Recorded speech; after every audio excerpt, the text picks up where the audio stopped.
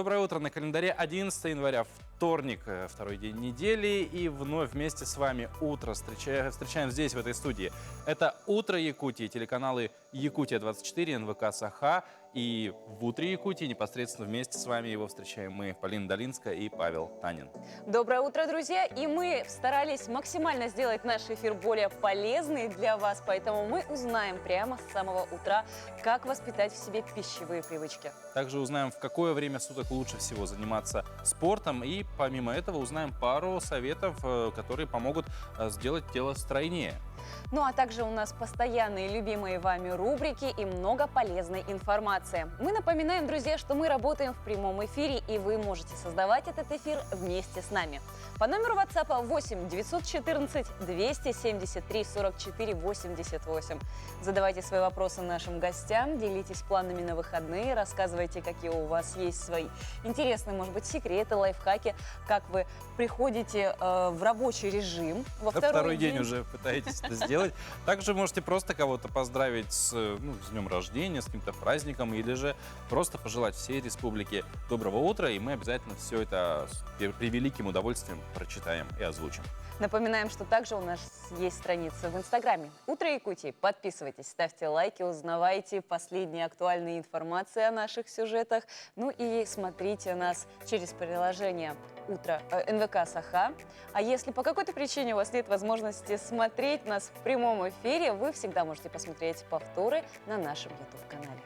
Ну а прямо сейчас предлагаю немножко поговорить о погоде, узнать, чего же стоит ожидать, может быть, сегодня от природы. По данным Якутского гидрометеоцентра, в 6 часов утра температура воздуха в центральных районах составила минус 42, минус 44 градуса. В Заречной группе минус 36 в это утро в Усмай и минус 40 в Барагонцах. В Южных Валдане минус 35, в Нерингре минус 38, а в Вилюйской группе минус 34, минус 43. В Нижнеленских 36-41 со знаком минус, в западных 26-39 градусов мороза, в Колымо-Индигирской группе Улусов минус 22, минус 39. В Янских похолодало в это утро, в Депутатском минус 31, в Батагае минус 41. На северо-западе в Оленьке минус 17, в Саскалахе минус 27, а в Тиксе минус 15. В городе Якутске температура воздуха на 6 часов утра составила 42 градуса мороза, атмосферное давление 762 миллиметра ртутного столба. Штиль. В течение дня синоптики обещают утром туман, вечером небольшой снег, а ветер переменный с порывами от 1 до 3 метров в секунду. Температура воздуха днем минус 34, минус 36 градусов.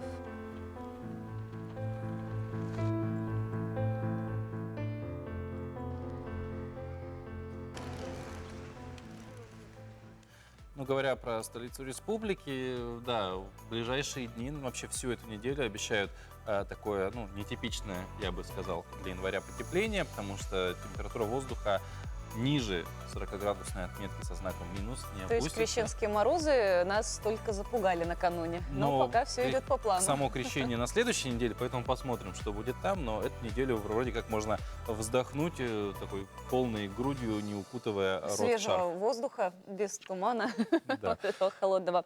А вот пушистый маскарад прошел по улицам Челябинска. Нарядные корги прошлись по улицам в рамках новогоднего парада в эту субботу. На кадрах можно увидеть коротколапых пушистиков в образах львов, тигра и даже снегурочки в красных санях. Перед самим парадом нарядные любимцы продефилировали возле памятника Игорю Курчатову в центре города и приняли участие в совместной фотосессии с хозяевами. Всего на праздник собралось около 100 человек и их питомцев. И помимо корги встречались также собаки других пород. Корги и их хозяева ежемесячно встречаются в Челябинске в более скромной обстановке. И, по мнению организатора, подобные собрания стали возможны благодаря особому дружелюбию собак и их владельцев. Задумка была, что это будет Снегурочка. Подразумевается, что это можно делать вот так, но собака отказывается носить так, поэтому вот. Мы 3-й год подряд проводим маскарадную коржовку. И с каждым годом у нас участники все лучше и лучше выглядят. Так получается, что готовятся ребята и заказывают наряды из западных сайтов и шьют сами и просто готовятся морально к этому ко всему. Поэтому радует, что все увеличивается количество участников и что всем нравится. Хозяева доберманов иногда говорят, как вы это делаете, как вы собираете их. А сам собирается. Просто вот такое вот движение, такие люди, что вот как-то вот есть что-то общее у всех, что может притягивать. И плюс у нас такая атмосфера всегда прикольная, мягкая. Доброе утро, друзья! Многие из вас, наверное, сейчас приступили к завтраку, а я вот вспомнила вот эту мудрую мысль: завтрак съешь сам, обедом поделись с другом, а ужин отдай врагу. Да, возвращаясь к прошедшим 10-дневным праздникам, кажется, что в ужин мы сами себе врагами становились, в обед были лучшими друзьями самим себе, а на завтрак, соответственно, оставались самими собой. Мы ели вообще так, как будто бы у нас ни друзей, ни врагов. И, кстати, да, многие отмечают, что как раз-таки в новогодние праздники, вообще в период затяжных, длительных празднований, люди теряют самообладание над своим каким-то пищевым контролем.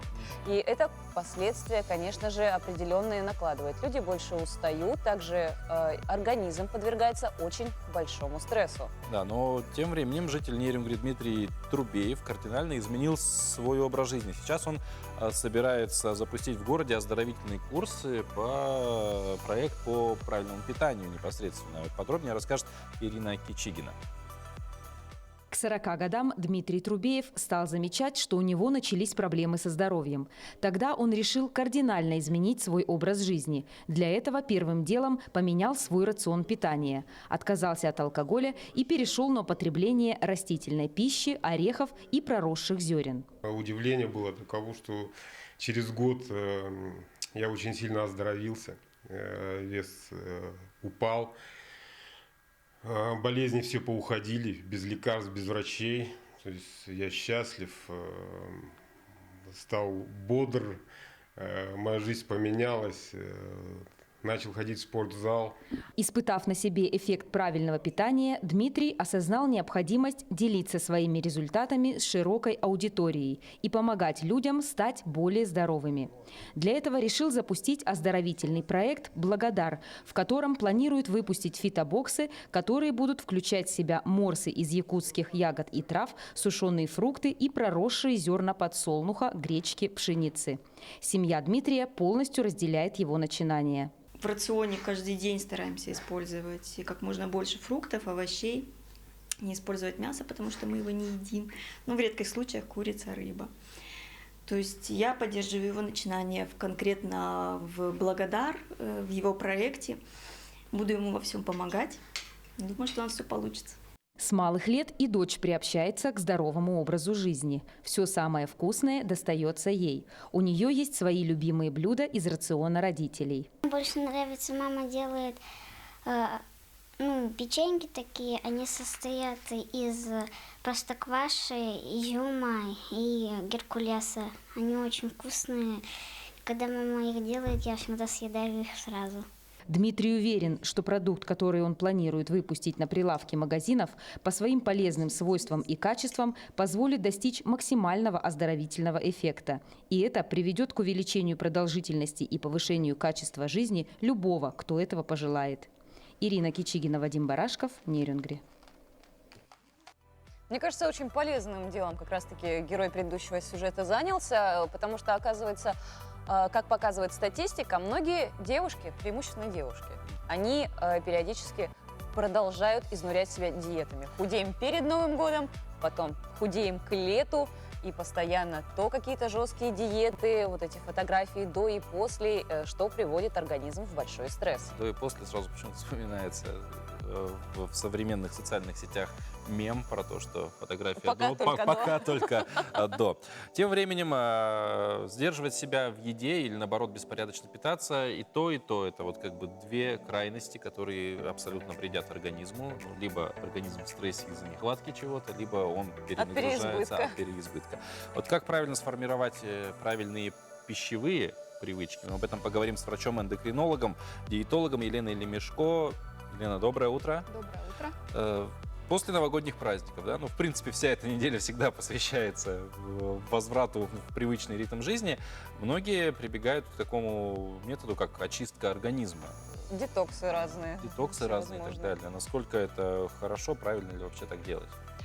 Ну, вообще, все новогодние праздники, они у нас сопровождаются обильными застольями, да, то есть мы ходим в гости и очень много едим, как правило, и не всегда это здоровая пища.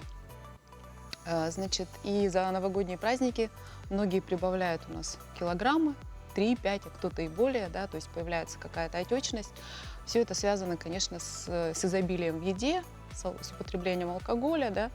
И, конечно, здесь, если мы сразу сядем на какой-нибудь там детокс или на какую-нибудь новомодную диету, конечно же, это будет стресс для организма. Прежде всего, конечно же, с чего нужно начать, да, то есть за 1-2 дня хотя бы до рабочей недели, да, начать ложиться вовремя спать. То есть это немаловажно, да, То есть войти... самое первое, это, конечно же, выровнять именно количество сна. Режим. Конечно, да, режим дня. То есть, как правило, за эту неделю, то есть мы поздно ложимся спать, да, то есть выбиваемся из какого-то вот этого рабочего режима. И я думаю, что начать нужно с этого, да, то есть ложиться спать, ну, часов хотя бы там до 11. Вот давайте сразу уточним, сколько времени нужно организму как раз-таки переварить и на утро подготовить там с новыми силами, приступить к следующим там порциям оливье. Мы должны спать в среднем 6-7 часов. Да, то есть, ну, в среднем, ну, для нормального человека будет этого достаточно, да. Вот, 6-7 часов. Второй момент, да, то есть, с чего мы должны начать? Это, конечно же, подключить физическую активность, да, то есть начать, конечно же, не сразу бежать в спортзал, да, там и сразу же какие-то физические нагрузки тяжелые, да, делать, но начать хотя бы с зарядки. С банальной зарядки, там, с какой-нибудь лимфодренажной гимнастики, можно пойти в бассейн. Но если мы до этого посещали тренажерный зал, то мы, конечно же, возвращаемся и постепенно наращиваем, ну, то есть возвращаемся к прежним каким-то физическим нагрузкам.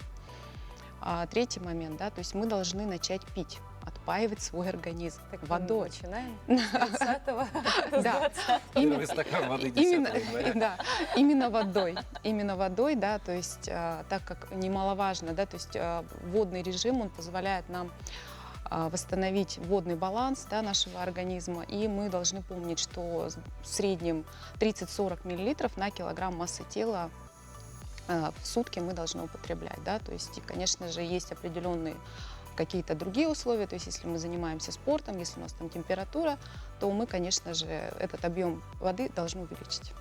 Елена, сейчас на небольшую паузу мы прервемся, после этого вернемся, Друзья, поговорим. обязательно бегите сейчас, выпейте стакан воды. Да, пока пауза.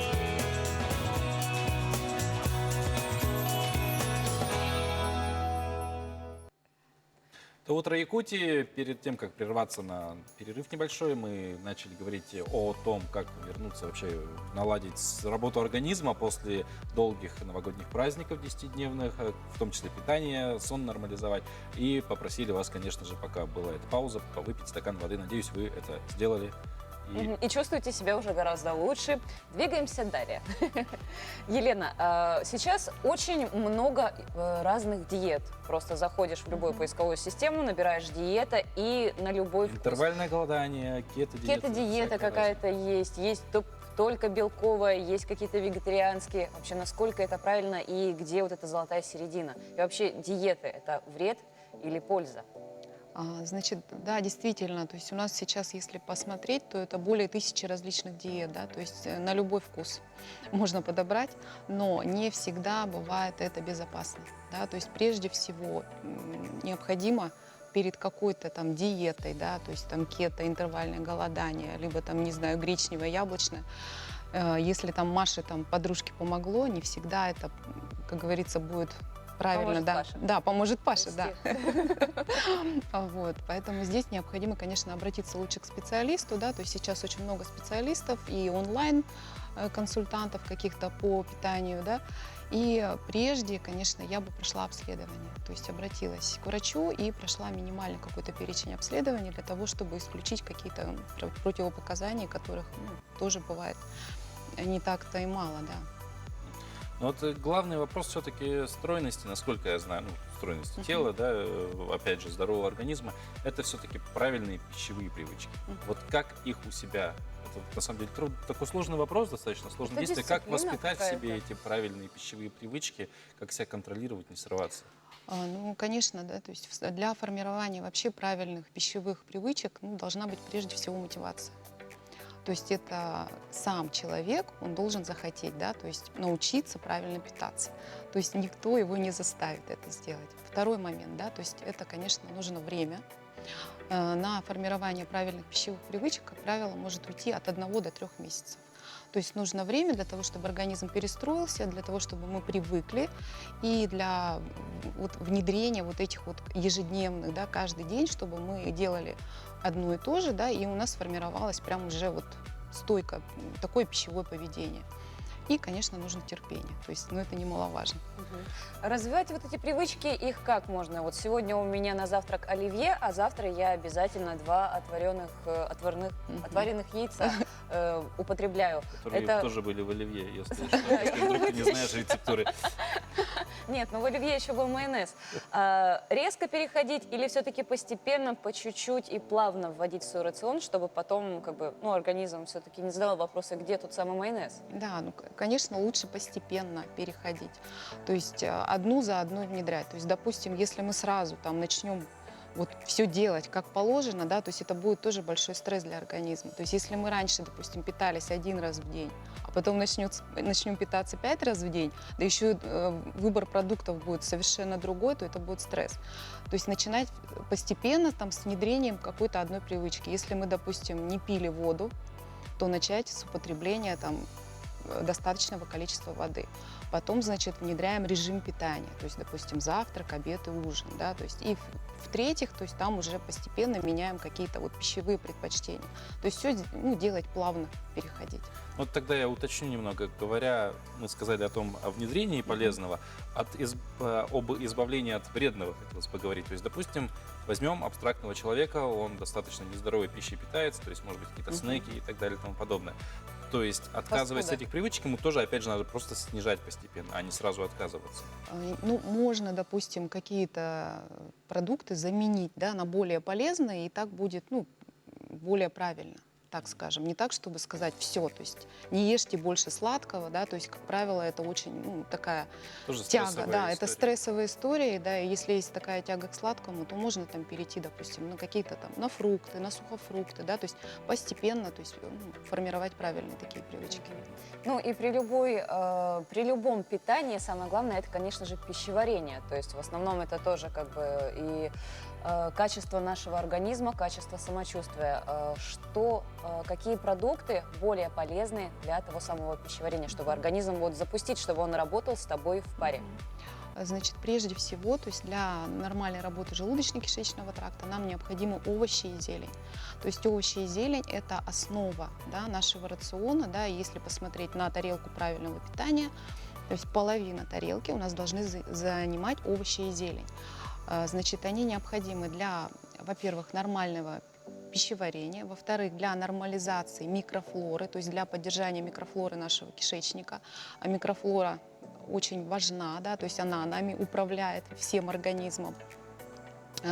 Так как овощи и зелень содержат пищевые волокна, да, это является кормом для нашей полезной микрофлоры, для лакто- и бифидобактерий. И в-третьих, пищевые волокна, которые содержатся в овощах и зелени, они помогают очищать наш кишечник, наш организм. То есть это самые главные продукты, с которых надо начать. Вводить овощи. Елена, спасибо большое, что пришли в нашу студию, поделились очень полезными советами, очень актуальными. Желаем вам удачи, хорошего дня. А прямо сейчас наши коллеги из информационной службы готовы рассказать о последних и актуальных новостях республики и за ее пределами.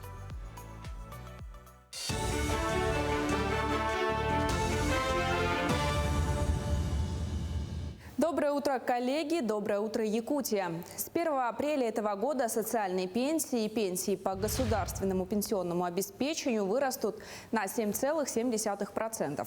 Социальные пенсии в стране получают более 3 миллионов человек. Это те, кто в силу разных обстоятельств не имели возможности выработать достаточно трудового стажа для получения страховой пенсии.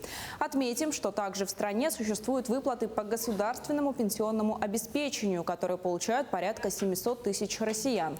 Их выплачивают госслужащим, военным, гражданам в случае наступления, инвалидности или потери кормильца при достижении установленного законом возраста, либо нетрудоспособным гражданам в целях предоставления им средств к существованию.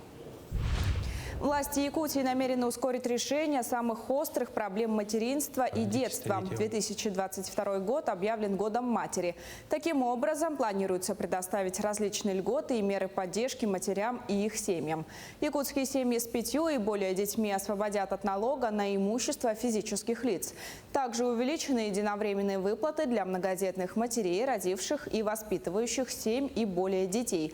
В дополнение к 5 номинациям республиканского фестиваля «Семья года» утверждены 2 дополнительные номинации «Приемная семья» и «Золотая семья».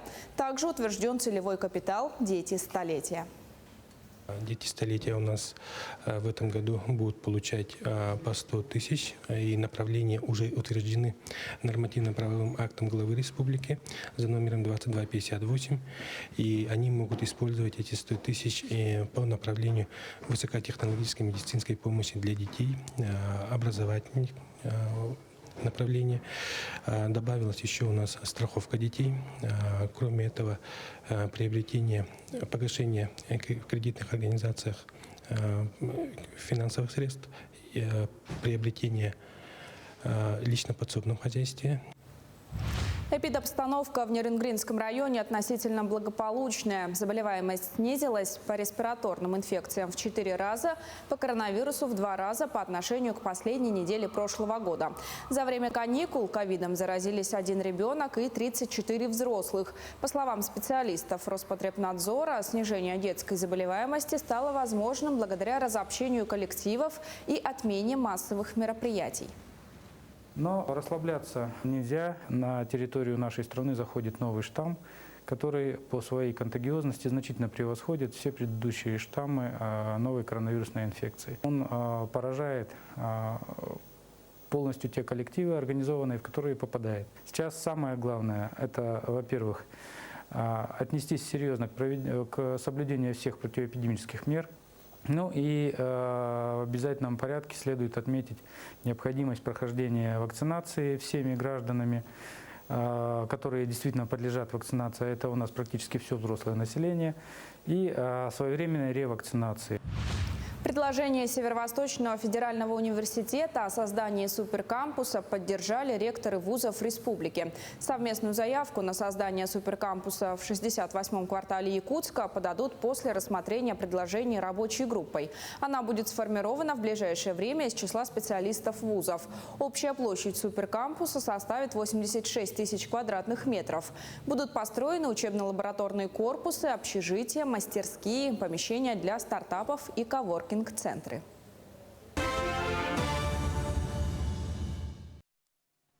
Отличные новости для линчан. В Ленске после новогодних каникул возобновила свою работу лыжная база. Это стало настоящим подарком и подарком к новогодним праздникам для всех линчан. И многие... Первый теплый день новогодних каникул, где провести очередной выходной многие ленчане долго не думали. И, конечно, отправились на лыжную базу. Здесь после реконструкции произошли большие перемены. Появился новый теплый пункт проката, кафе, закуплен новый инвентарь. Сегодня народу достаточно, то есть даже очень много идет, спрашивает. В основном плюшки и беговые лыжи. И вот также у нас в прокате имеются горные лыжи и сноуборд. Горные лыжи, беговые лыжи, ботинки у нас новые пришли тоже. Более востребованы беговые лыжи и тюбинг. Ну а скейтборд и горные лыжи предпочитают более смелые.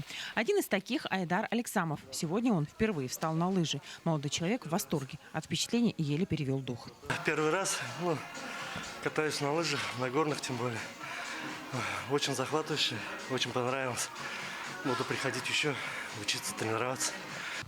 А вот Наталья Петусиенко занимается лыжным спортом уже 10 лет. Девушка признается, что обновленная лыжная база – настоящий подарок для всех линчан. Сегодня удлинен спуск для горных лыж, заработал подъемник. И подъемник, и гора сама изменилась, потому что она была довольно-таки в ином виде. Здесь происходят колоссальные изменения. Конечно, мы наблюдаем и с радостью принимаем это все. Александр Фролов с друзьями приехал на лыжную базу, чтобы покататься на тюбинге. Для этого развлечения обустроена отдельная гора. Совершенно бесплатно предоставлен инвентарь.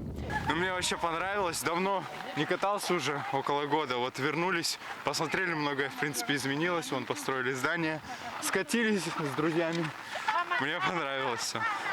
Около этого склона собралась огромная очередь. В основном, конечно, родители с детьми. Веселый смех и крики восторга, а у некоторых, скатывающихся со склона, и страха были слышны издалека. Адреналин в крови и красные разгоряченные лица, светившиеся радостью и счастьем. Для всех желающих также весело провести оставшиеся выходные. Лыжная база работает и ждет своих гостей ежедневно с 12 часов дня до 6 часов вечера. Светлана Болеева, Виталий Андреев, Ленск. Ну и как раз, как наш предыдущий гость нам рассказала о том, что как раз-таки после выходных затяжных праздников нужно постепенно вводить в свою жизнь спорт для того, чтобы приходить в форму. И мне кажется, не только линчане вот именно таким активным отдыхом чувствуют себя, я думаю, в этот второй рабочий день прекрасно. Ну и вообще это очень хорошая идея, как внести физическую активность в свою жизнь. Но при этом, друзья, если действительно вы решили менять свою жизнь с этого года, со вчерашнего понедельника или, может быть, вторник для этого тоже подходит, друзья, не стоит остервенело бежать в спортзал. Здесь важен каждый нюанс, начиная от того, в какое время заниматься и какую физическую активность предпринять. Да, при этом немаловажным является, конечно же, то, в какое время вы решите заниматься.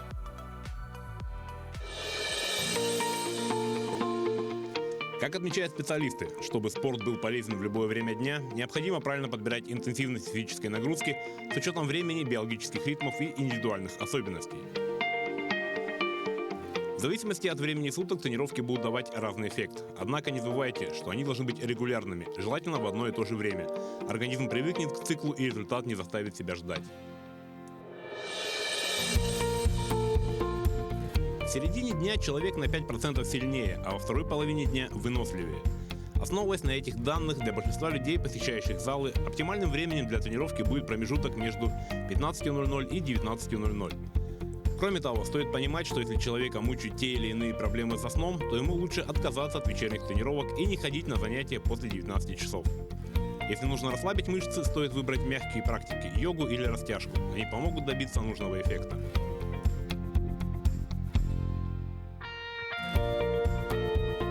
Кардиотренировки – одни из самых популярных. Как отмечают спортивные врачи, для кардиотренировок лучше отводить утро. Преимущество кардиотренировок в утренние часы заключается в так называемом эффекте дожигания. Калории сжигаются как во время нагрузок, так и после. Таким образом запускается процесс жиросжигания, который продолжается в течение всего дня. При этом важно учитывать и тот факт, является ли человек жаворонком или совой. Кроме деления на утро и вечер при составлении тренировочного плана, стоит опираться и на свой график приема пищи. Чтобы тренировки были максимально эффективными и полезными, а не превращались в пустое времяпрепровождение в зале, стоит учитывать все эти нюансы. Тогда конечный результат можно будет получить быстро, и желание ходить в зал на занятия будет только укрепляться, а не гаснуть.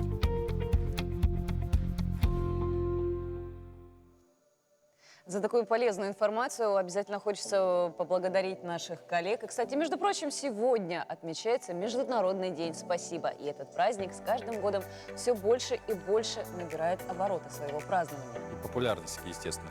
Молодежь участвует в разных конкурсах, флешмобах, на плакатах и открытках пишут спасибо на разных языках абсолютно, обмениваются подарками, не забывая, естественно, благодарить друг друга. Ну, а вообще сама история создания этого слова, она уходит своими корнями еще в 16 век, когда люди просто сделали вот тот самый акроним «Спасибо», который дошел до нас. А на самом деле просто это была фраза, часто использованная «Спаси тебя, Бог».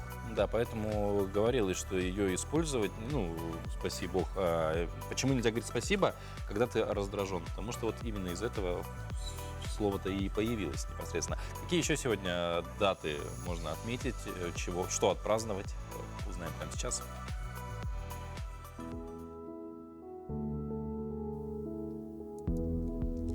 На календаре 11 января. Сегодня отмечают День заповедников и национальных парков, Международный день «Спасибо», День молока, Всемирный день зарисовок.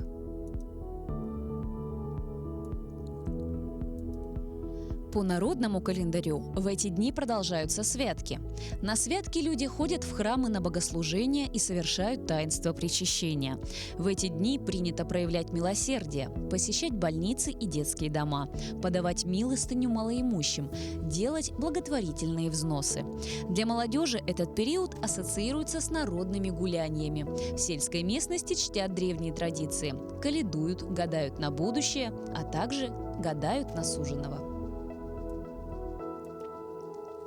События в этот день. В России вместо византийского календаря введен юлианский календарь. После 31 декабря 700-208 года наступило 1 января 1700 года. Начало перенесено на 1 января.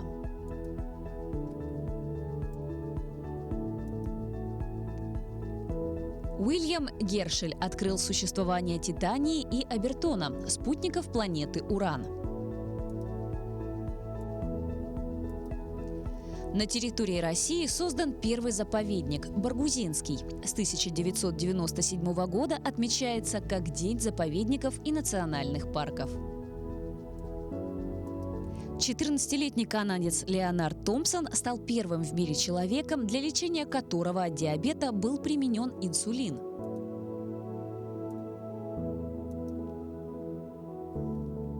В Ленинграде состоялась премьера балета Сергея Прокопьева «Ромео и Джульетта». В СССР в Звездном городке создан Центр подготовки космонавтов. Начал работу новый парламент России, Федеральное собрание Российской Федерации, избранный 12 декабря 1993 года и состоящий из двух палат – Верхней – Совета Федерации и Нижней – Государственной Думы. В этот день родились Михаил Клодет, русский художник-пейзажист второй половины XIX века. Рейнгольд Глиер, советский композитор, народный артист СССР. Альберт Хоффман, швейцарский химик. Бернар Блие, французский киноактер. Владимир Венгеров, советский киносценарист и режиссер.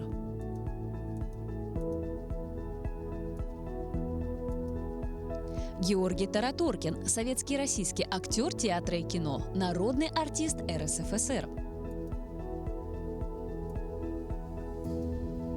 Виктория Платова, российская писательница, автор детективных романов. Константин Хабенский, российский актер театра и кино, режиссер, народный артист России. Андрей Малахов, популярный российский телеведущий и журналист. Именины сегодня отмечают Ян, Марк, Лаврентий, Иван, Егор, Георгий, Вениамин, Наталья, Матрена, Ефросинья, Евдокия, Варвара, Анна, Агриппина.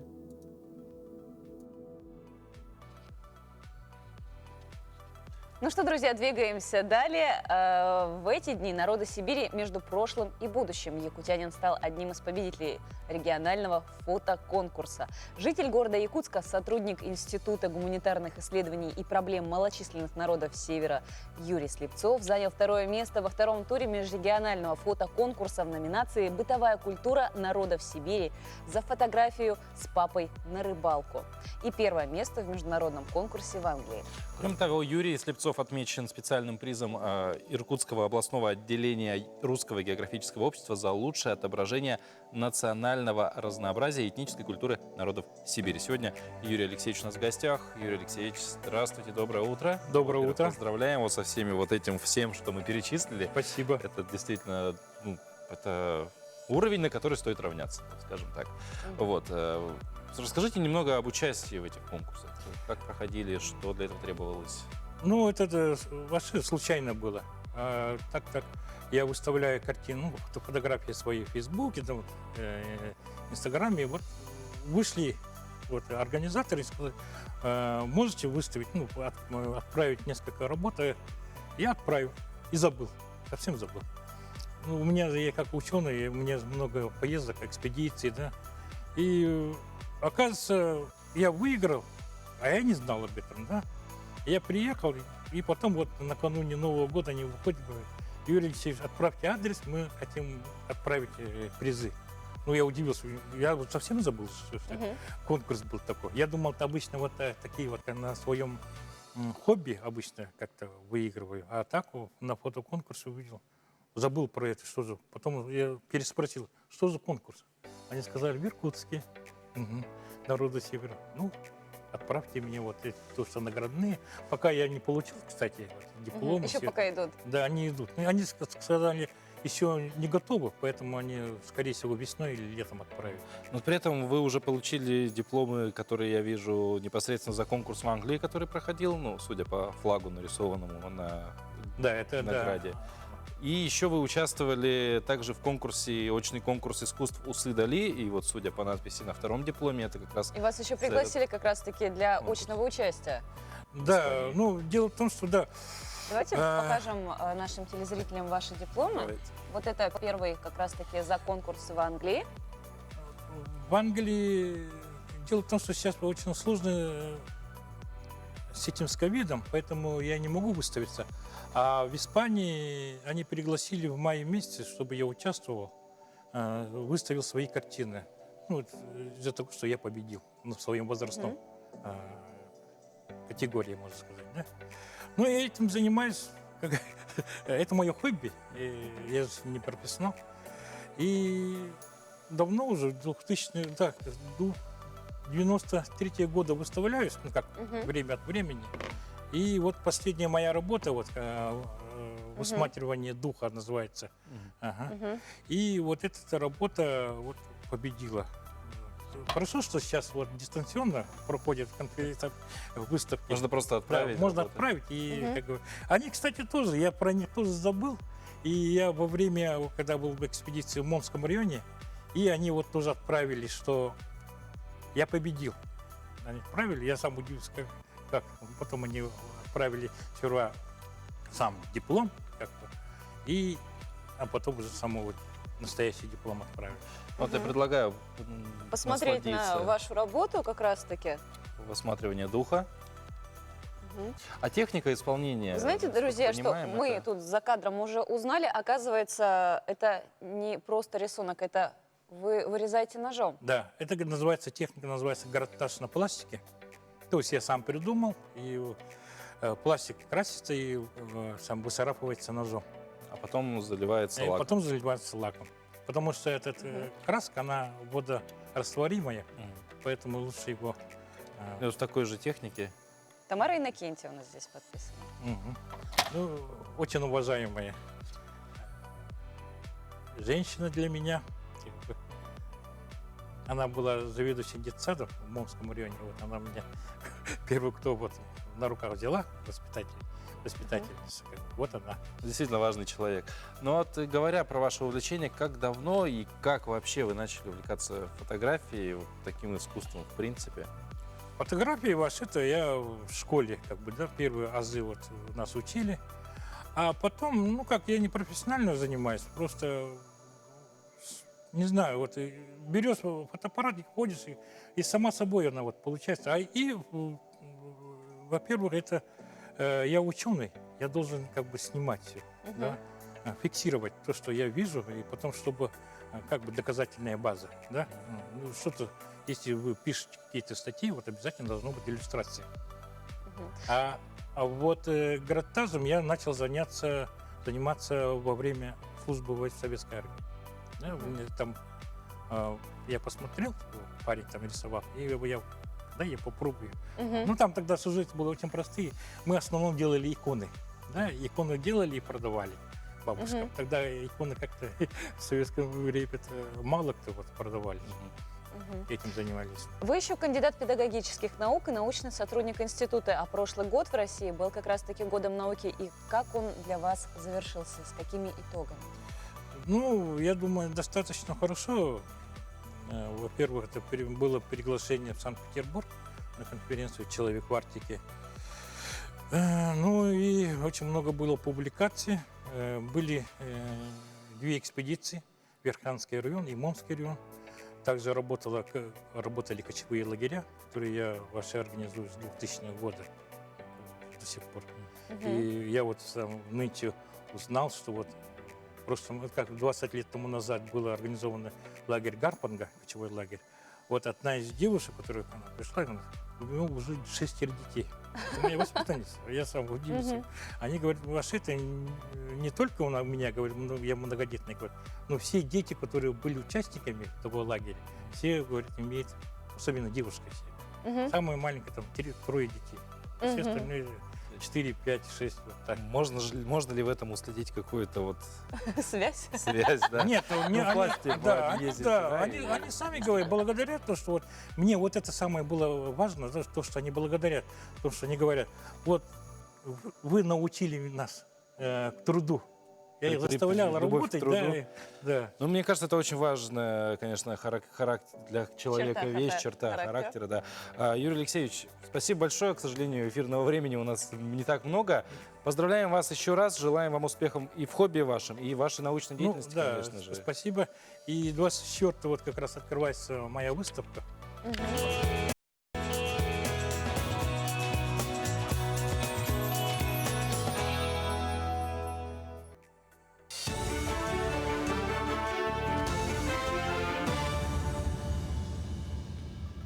Российским водителям грозит уголовное наказание за превышение скорости более чем на 60 км в час и неоднократный выезд на встречную полосу. Соответствующий закон для лихачей и рецидивистов вступил в силу 10 января. Согласно нововведениям, за превышение скорости и повторные выезды на встречную полосу на нарушителя может быть наложен штраф от 200 до 300 тысяч рублей. Кроме того, злостным лихачам грозит лишение свободы сроком до 2 лет. При повторном нарушении срок наказания может вырасти до 3 лет, а размер штрафа составит уже от 300 до 500 тысяч рублей. ВТБ сохранит нулевую ставку по дальневосточной ипотеке. Банк не меняет ставку и по госпрограмме для семей с детьми. Для Дальнего Востока она сохраняется в размере 4,3%. Кроме того, несмотря на повышение ипотечных ставок, в рамках базовых программ ВТБ принял решение сохранить нулевую ставку по дальневосточной ипотеке. Жители региона по-прежнему смогут оформить кредит под фиксированные 0,1% годовых. Аэропорт Якутск за первую неделю наступившего года увеличил пассажиропоток в 2 раза. В первую неделю января аэропорт обслужил на 54% больше пассажиров. Это 9247 человек, чем годом ранее. Отмечается, что производственные показатели аэропорта Якутск начали существенно расти после ввода в эксплуатацию обновленной взлетно-посадочной полосы. В настоящее время воздушная гавань сотрудничает с 10 авиакомпаниями. 5 из них выполняют прямые рейсы в Москву. Фермерам разрешают строить дома для своей семьи на сельскохозяйственных землях. Закон вступает в силу с начала весны. В то же время для защиты сельских земель от массовой застройки жильем вводится ряд ограничений. Так, дом может быть только один, не выше 3 этажей и площадью не более 500 квадратных метров. Кроме того, площадь застройки под домом должна составлять не более 0,25% от площади земельного участка. То есть речь идет об участках примерно от 8 до 20 гектаров. Дополнительные полномочия получат и региональные власти. Они смогут определять муниципалитеты, на территории которых строительство фермерских домов запрещено. Стали известны правила приема в вузы в этом году. Так, абитуриентам этого года можно принести итоги единого госэкзамена с 2018 по 2022 годы. Подавать документы разрешается сразу в 5 вузов, а количество направлений каждый вуз определяет сам, не более 10. Подавать документы можно дистанционно, по почте или лично. Зачисление будет, как и прежде, в одну волну. Медицинская справка во время будущей приемной кампании не понадобится. но есть несколько специальностей, где проходить медосмотр все же придется. Это лечебное дело, фармация, педагогика и психология девиантного поведения.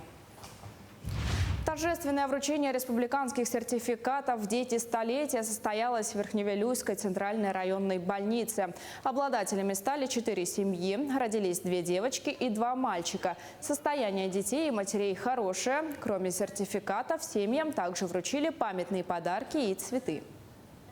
Престиж именно полной семьи сейчас, мне кажется, не такой высокий, поэтому каждое наше действие, каждое наше какое-то событие, оно всегда должно подчеркивать именно то, что семья, полноценная семья, в которой растут желанные, любимые дети, это всегда должно быть в приоритете. Поэтому мы всегда на это нацелены, на это и работаем. У меня к этому часу вся информация. Коллеги, передаю вам слово.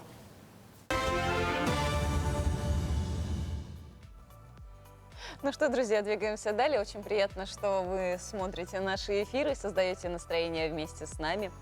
И на наш WhatsApp номер к нам приходят сообщения, иногда которые очень удивляют. В начале эфира мы спросили, как же вы все-таки провели свои праздники, как у вас проходит рабочая неделя. И вот как раз-таки есть ответ. Здравствуйте, у нас проходил Новый год нормально.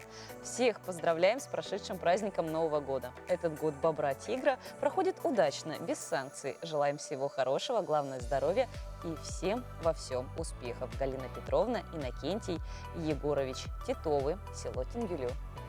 Я думаю, что бобра это все-таки Т9 какое-то вмешалось, как правило, это Тебе бывает вначале всегда. сказали, год прошел нормально, значит, все в порядке. Ну, Год допустим. бобра-тигра. Но тем временем новогодние праздники, они уже мы пытаемся их забыть, мы пытаемся забыть, Но и при они этом затухают. мы вряд ли забудем, у нас скоро Старый Новый год. Старый Новый год уже Да. буквально, а потом уже после этого, что правильно, крещенские морозы, крещение Конечно. начнется в Якутии в этом году. Крещенские купания пройдут с 17 по 19 января. В эти дни Якутская территориальная единая система предупреждения и ликвидации чрезвычайных ситуаций будет функционировать в режиме повышенной готовности, а на местах, где будут проходить купания, должны дежурить аварийно-спасательные службы, правоохранительные органы и медики. Из-за эпидобстановки в прошлом году особое внимание будет уделено соблюдением действующих ограничений по коронавирусу. Напомним, что в прошлом году в связи с этой обстановкой Якутская епархия не проводила массовое крещение и купание. Люди смогли лишь осветить воду в храмах. Будут ли морозы в эти дни, будем посмотреть, что говорится. Но на этой неделе напомним, что обещают нам тепло в Якутске. Что будет дальше, узнаем дальше, как говорится. Тем временем старинные рукописи и редкие издания. Их даже называют иногда книжные памятники фактически. А какие редкие рукописные книги хранятся в нашей библиотеке имени Александра Пушкина, узнаем далее. Рукопись – это написанный от руки отрывок или цельный текст одного или нескольких произведений. Рукописные книги делали мастера из разных материалов – бумага, пергамент, иногда береста. Переписывание было единственным способом книгораспространения на Руси до книгопечатания. И эти рукописные книги писали писцы, для которого требовались перья и чернила.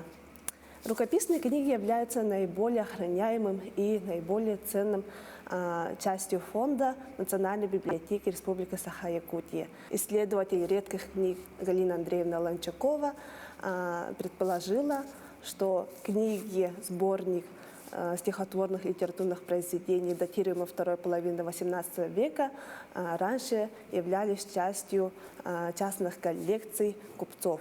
К этому времени относится и экстракт штурманского искусства, датируемый 1777 годом, который был переписан Григорием Пушниковым в Большерецком остроге. А уже в 1800 году эта книга принадлежала Василию Атласову в Верхнеколымске. К XIX веку еще относится книга «Антология богословия», датируемая середины XIX века. К рукописным книгам можно отнести и гектографические книги. Они поступили в фонд Национальной библиотеки в конце 1930-х годов. К примеру, теория статистики, курс органической химии, учебники разных профессоров и другие.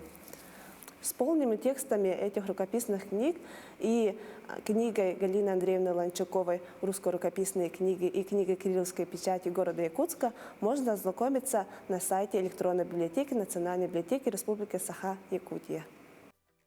Если честно, меня всегда поражают вот такие вот старинные, древние книжные издания. Люди старались, писали это, но когда начинаешь их читать, оказывается, не все тебе сразу становится понятно, хотя вроде бы написано русским языком. И потом приходит понимание, что, оказывается, не все те фразы, которые сегодня в нашем современном мире мы используем в нашей речи, они имеют какое-то там первоначальное свое... Вообще отличное значение, отличное от того, которое было задумано, да, изначально. Да, вот, например, фразеологизм, да, я могу привести пример.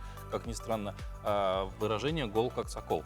Ну, я могу предположить, но вообще как у меня ассоциируется с тем, что гол как сокол, то есть... Ну, ничего за душой у человека да, нет, нечего взять, и ничего человек, возможно, там но, если дать честно, не я бы не может. сказала, что сокол прям такая птица. Но, как минимум, он с перьями, он не может быть гол. Тем не менее, наш эксперт готов пролить свет на истинное значение этого вот фразеологизма. Доброе утро, дорогие телезрители! Мы в своей речи, помимо отдельных слов, употребляем целые словосочетания и даже предложения, которые используются в переносном значении. Причем это переносное значение мы понимаем только тогда, когда есть все слова, необходимые для смысла, и эти слова стоят в определенном порядке. Такие словосочетания, которые мы используем как готовые формулы с установленным значением, называются фразеологизмы. Нередко фразеологизмы содержат устаревшие слова. Примером такого фразеологизма может быть словосочетание «гол как сокол». В этом словосочетании, в этом фразеологизме слово «гол» нам понятно. Это краткая форма слова «голый». Причем голый может быть не только человек, но и дерево, лишенное коры или листьев. А вот слово «сокол» совсем другое дело. Сокол никакого отношения к слову «сокол», наименованию птицы, не имеет. Сокол – это такое орудие, которым пробивали стены осаждаемых городов, ну, когда-то это было давно в древности. Хотя Валерий Матвиенко, российский языковед, считает, что слово «сокол» – это перевод французского «фокон», который как раз обозначает это стенобитное орудие. Вот такие тайны хранит в себе фразеологизмы. Всего доброго! Ну и действительно, после этой рубрики мы как раз-таки поняли, что к птицам и соколам тут вообще нет никакого отношения. Как выясняется, да, действительно, век живи, век учись, каждый день открывай для себя что-то новое. Мы в этом вам тоже, конечно же, помогаем. И хочется вновь обратиться к нашему WhatsApp, зачитать сообщение, которое к нам пришло. С радостью мы это сделаем. Доброе утро всем моим родным. Огромное спасибо. Бабушка Таня, Эльдикан.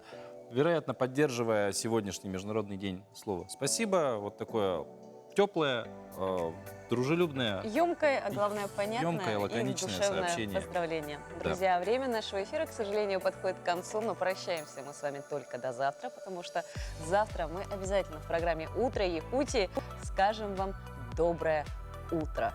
Если вы вдруг только-только включили свой телевизор и не посмотрели наш выпуск, но хотите это сделать, то обязательно посетите наш YouTube-канал Якутия-24. Там выпуск наш сегодняшний вы найдете, конечно же, как и все предыдущие выпуски. А все самое интересное можете найти в нашем инстаграме _Якутии. А также вы можете смотреть нас, даже если вы далеко от телевизора, вам достаточно скачать приложение НВК Саха и смотреть нас в прямом эфире. Ну и, конечно же, по номеру WhatsApp мы всегда с вами на связи. 8 914 273 44 88. Друзья, мы каждое ваше сообщение читаем и стараемся дать отклик. Да, дорогие друзья, хорошего вам сегодня настроения, отличного дня. Мы продолжаем выходить в трудовые будни из новогодних праздников. У нас это пока получается. Дай бог, будет получаться до конца рабочей недели. Всем пока!